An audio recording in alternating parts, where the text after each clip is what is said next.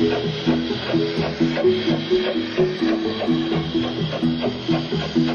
video number 11, we look at one of the finest express passenger locomotives ever, the Robert Urie N15 or King Arthur class. The London South Western N15 was a British two-cylinder 460 express passenger steam locomotive designed by Robert Urie.